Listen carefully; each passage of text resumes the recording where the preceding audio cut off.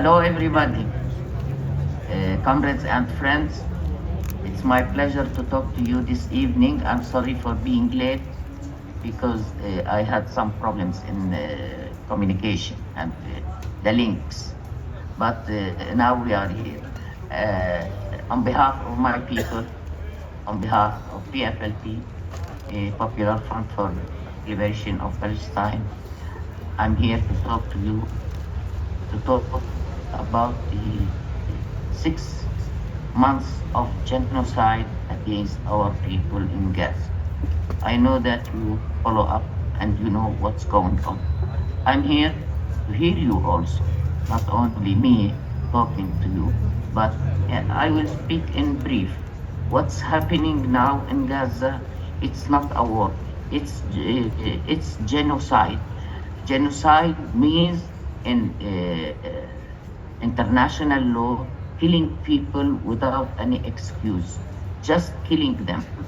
And you know, and you see the videos that is going on your phones and on TVs and all the media that the Israelis are killing our people. In particular, they are targeting 3 generations, the grandfather and the grandmother, the son or the daughter, and the children. So they are killing at once. They are killing 3 generations now, especially women and children. When you see the videos that is going on media and social media, you see how they are targeting those 3 generations at one time. Israel is committing ethnic cleansing. They don't want the Palestinians to be on their land. And for this reason, now, this war, on 7 October, the Palestinian resistance by Hamas and other factions, they are beginning and continuing the struggle that the Palestinians still going on resisting their occupants since 75 years. And Israel launched 5 wars against Gaza. You know that Gaza is a strip, a very small area. It's about 365 square kilometers. But now Gaza is having the area of the whole world. You are part of it. When you took to the streets demonstrating and calling for free Palestine, I think this is not the first time, but many events were done in Greece. I have been to Greece twice at the time of the Intifada, in 80s, and then after 2000. I came here to attend a conference about the Intifada in Palestine, which means that the peoples of the world began to deny the narrative of the Zionists. The Zionists occupied our land and forced us by massacres also to go out of our country since 75 years ago. And still we are refugees. We didn't return to our land, and still we are struggling, resisting our occupants and their allies this time, because it's not like other wars that we have passed through. They occupied the land, they occupied our houses, our properties, send us out of the country since 75 years, as I said to you. And now they want us not to be alive, because the way the war Israel is, it's without ethics. We know that wars are hideous, wars are not for the people. So, but it's our duty to resist these occupants who are making a policy. And this policy is always shoot to kill and not shoot to continue. This is their policy. Not only in Gaza. In Gaza now it is ethnic cleansing because thousands and thousands are killed now by bombarding them in their camps, and they targeted the camps, especially in Gaza, because 80% of the population in Gaza are refugees since 1948, and they want to target these camps because the camps are the witness of the Nakba. Nakba means catastrophe for the Palestinians. And even they don't want us to use this name, Nakba, and it's going on, the Nakba, since that time. So our people are resilient for resisting their occupants because the natural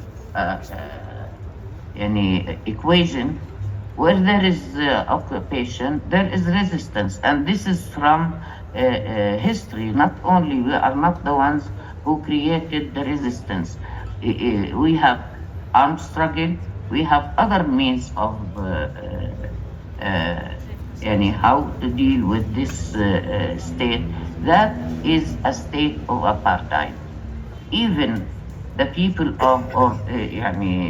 from South Africa and some of the official persons like the priest Tutu and another one who came, one of the government from South Africa, they said, we had apartheid in our country, but not like this. This is very brutal because they put you in parts of what they occupied in 1948, and then from 1967, they have all over the West Bank, they have checkpoints, military checkpoints. Since 7th of October, the Israelis arrested up till now 8,800 people. They are young people. They just go to the cities. They just go to the everyday basis, and they take people to. They destroy the houses in the West Bank and in Jerusalem. They don't want us to be there because we are resisting them. And now in this, where in Gaza, up till now there are more than 33 martyrs because they destroyed the houses in one quarter with rockets and bombs. And these bombs and rockets, they brought it from America because they are supported by the American administration to continue the war. Even Biden came from the beginning of 7th October, and he declared himself a Zionist. And he said, I don't need to be a Jew to be a Zionist. And I'm supporting Israel with all our means. And they had a bridge between United States and Israel to get to send them all kinds of new weapons and very sophisticated weapons. But these weapons are fatal for people. And they went to this war without a plan, but they asked for support. This is the first time in the history of Israel and in all the wars, because they have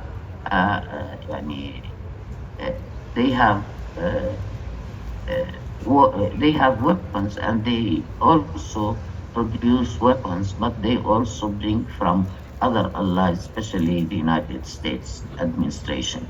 And also the European government supported Israel with more and more ammunition and tanks and rockets from different countries. And I know that most of the governments of Europe who are in the EU, they supported Israel in this war. And they say that Israel has to defend itself. have the right to defend itself. But who are the occupants? They are the Israelis, the Zionists, the imperialists. These are our occupants. That's why we have to go on resisting. But we alone cannot do the job. We accumulate by time, accumulate our means of struggle. But also you as a people, and you, we are human beings like you. We have the right to be back to our homeland in Palestine. We have the right to determine our self-determination right as all people in the world, but we cannot practice self-determination and a homeland for the Palestinians. So now they are saying that these are the terrorists about us because we are fighting for our land. They say that we are terrorists. And one of their, the Minister of Defense in Israel said we are facing now the beasts, the human beasts, not as human beings. See how they look upon us. They don't consider our lives. They don't consider, and they wanted to end up burying us under the rubble. This is what we see every day on daily basis. They just bombard and bombard and bombard with rockets and with drones and with all sophisticated tanks until now. And that's why I will ask you, what shall we do? We depend on people like us. We depend on progressive people. We depend on democratic people. We don't depend on the governments. So the first thing, as a duty, we are human beings according to international law, which is now violated all the day, all night in Gaza by the Israelis, the Israeli army. And they don't care about international law. They don't care about the Court of Justice in La Haye. They don't care about the United Nations resolutions.